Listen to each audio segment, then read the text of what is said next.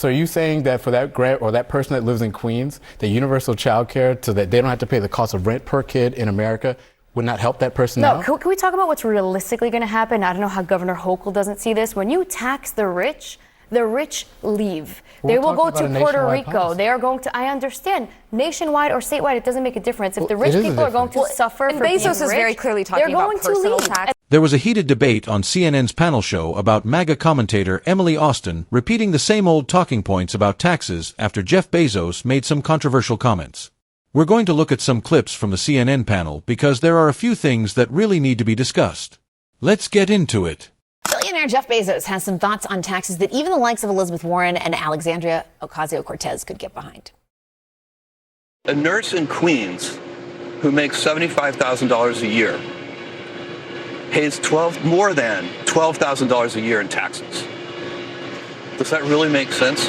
So people talk about, making the tax system more progressive. How about we start by having the nurse in Queens not pay taxes? We already have the most progressive tax system in the world. The top 1% of taxpayers pay 40% of all the tax revenue. The bottom half pay only 3%. We have already, and I think it should be 0. I don't think it should be 3%. Right. I think it should be 0. So we'd be making it more progressive that way. This made a lot of waves. A lot of people talking about this. Isaiah, do you think Jeff Bezos has a point here? What's his motivation in saying this? That's the question. Look, I think that Bezos has a variety of things that he's looking at. Maybe he wants to run for office. Who knows? You never really know. At the end of the day, I do think that it's rather interesting that Jeff has talked about whether or not the 1% is paying effectively too much in taxes. I think that's a pretty absurd argument to make because Amazon only paid about 1.4% of corporate taxes, and they got $17 billion worth of tax breaks. And we talked about this issue when he did this interview, and it also comes down to about how the American tax code is written, and you have wage earners, and then you have people like Jeff Bezos who are paid in a very, very different way, and that is taxed in a very different way. Yeah. Right, and I think that there's, I think some people would probably be surprised to realize that the bottom 50% is roughly people making $55,000 a year as individual earners, and below that, I think there's a lot of Americans who feel like, well, I'm among those who are struggling, but especially in major cities, you're making a little more than that, you're making closer to 6 figures, and you may think that you're struggling to get ahead in the state of this inflationary economy, and you need relief. This would not give you relief. I mean, I'm for completely revamping the entire tax code, and I think the 1% is way too broadly defined, but there's way too many carve-outs for the very top, and I think that this is an animating issue. I think in this populist moment on the right, there is a moment that you could have future politicians, if a J.D. Vance ends up running, that lean a little more into the taxing the billionaires, which has never been a Republican position previously, but I think there is an appetite for the wealthiest to contribute more. I want to play another clip from Bezos that he was making the case that he pays billions of dollars in taxes and that that raising those wouldn't necessarily help a teacher in Queens. This is what he said. These people sometimes say that I don't pay taxes. That's not true. I pay billions of dollars in taxes, and it's a perfect. Again, if people want me to pay more billions, right, then let's have that debate. But don't pretend, that's going to solve the problem. You could double the taxes I pay, and it's not going to help that teacher in Queens. I promise you. So you can't connect those two things, not logically. New York City Mayor Zoran Mamdani tweeted after that. He said, I know a few teachers in Queens who would beg to differ. Emily, what were you going to say? First of all, I'm surprised Mamdani wasn't patting him on the back with his initial statement. I thought every single socialist or communist-leaning person would applaud Jeff Bezos for what he was saying. But I'm just really, really sick of this bashing of the billionaires, because the billionaires actually are the ones contributing the most to society. Let's talk about how many. Oh, yeah, I feel so bad for them. Let's talk about how many jobs. The poor billionaires, because apparently someone has to fight for the billionaires. Amazon has created. Let's talk about how many people are paying their bills because of Amazon. How many people have benefited from the creation of the jobs in that. So I'm just really against this whole oh my God, the capitalists are the bad guys. In terms of his motivation, I think that's the question. I wasn't even thinking about a political run, but that's starting to make the most sense. And then theoretically, he's not necessarily wrong. If you are not taxing them, they're probably spending more money into the economy, and that wealth is spreading on its own organically.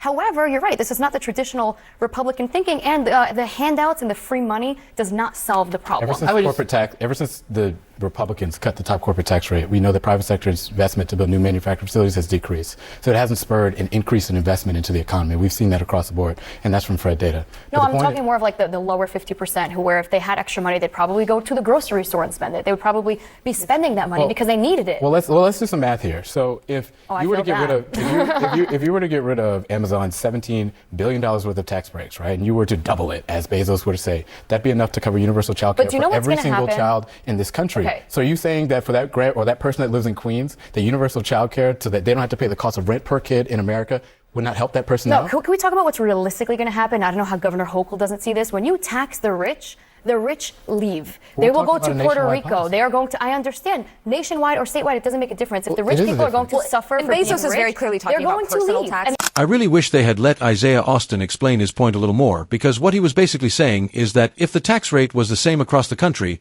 then billionaires would not be able to run off to places like Texas or Florida to avoid paying more taxes. The reality is that Emily Austin probably does not remember this, but in the United States, up until the early 1980s, the top tax rate was somewhere between 70% and 91% for people making over around $2 million in today's money, and that stayed in place for decades. Rich people did not suddenly flee the country because no matter where you live in America, someone making millions of dollars is still living an extremely comfortable life. And honestly, it does not even have to be $2 million. It could be $10 million or $50 million. The point still stands. If the lowest percentage of people pay almost nothing in taxes and companies like Amazon and people like Jeff Bezos also avoid paying much, then somebody else has to cover the cost of these massive government budgets Republicans keep pushing for.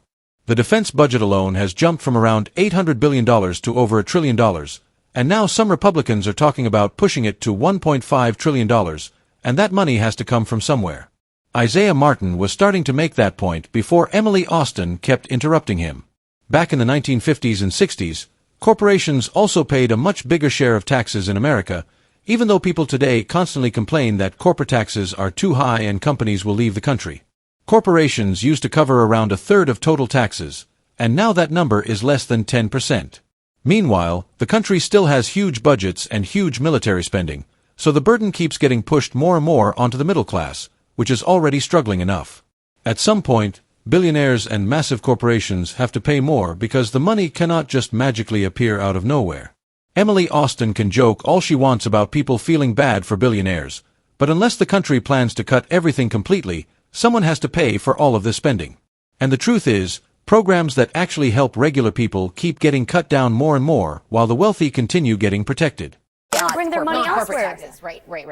Alyssa, you talked about the populism that we are seeing on the right. There's all, and it's kind of where the circle meets, right, with both sides of the aisle, because you have somebody like Elizabeth Warren, and do you start to see J.D. Vance and others kind of come together on this issue? It is interesting. Yeah.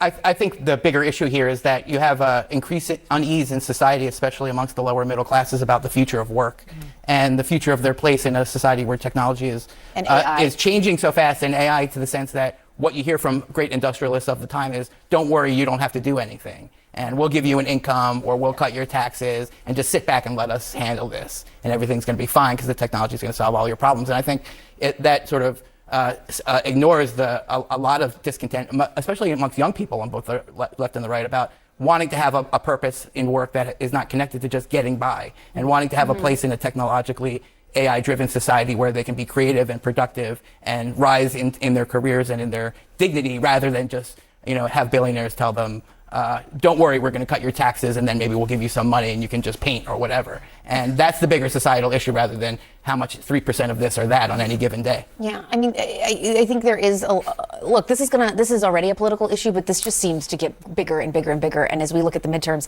and you look to 2028, you can't help but think somebody needs to come up with a plan. I think you are going to see politicians in 2028 who are running, talking about tackling AI, putting some kind of guardrails on it, some kind of pauses. That polls extremely well, because to Josh's point, there are these headwinds economically that are bigger than any political party, any candidate or current politician. The fact that the purchasing power of the U.S. dollar is 3 times less than it was in 1980, but the cost of everything is even higher. Like, people are working harder than ever and having a harder time getting ahead. People are going to be begging politicians to offer real big visionary plans, and I think there's a lane for people who are willing to do that. It's going to have to be bigger than, like, we're tweaking the corporate tax rate here and we're making it a little easier to e-file or whatever. And I think we're seeing it already, because on both sides of the aisle, I see people are increasingly going against AI, and people are like, well, I don't want it replacing my job.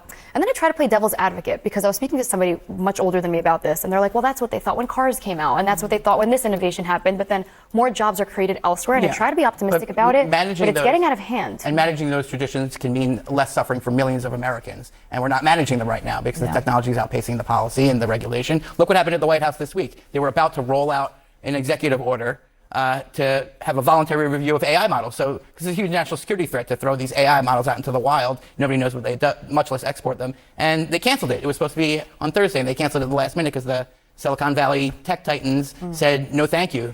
So this is where we are. We're failing to bring people along in this technological journey in a way that enables them to feel like they have a purpose in this brave new world. It is. I was just going to say, it is a brave new world indeed. All right, I know that was good. Up next for us is a cap on. And honestly, we have probably never seen an administration more connected to corporate interests than the Trump administration. Most presidents and politicians in America are influenced by corporate money to some extent, but this administration especially does not seem prepared for the challenges coming with AI.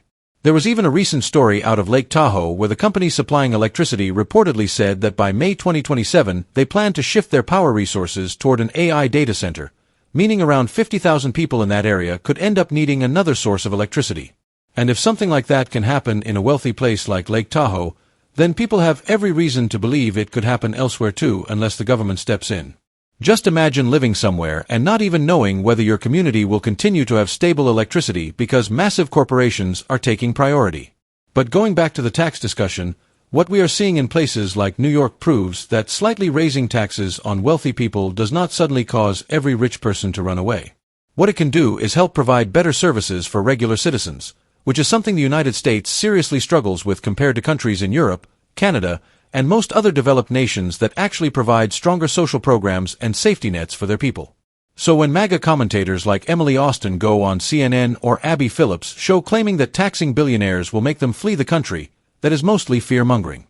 More politicians need to start being honest and admit that wealthy individuals and giant corporations should be paying more because regular people are carrying too much of the burden already.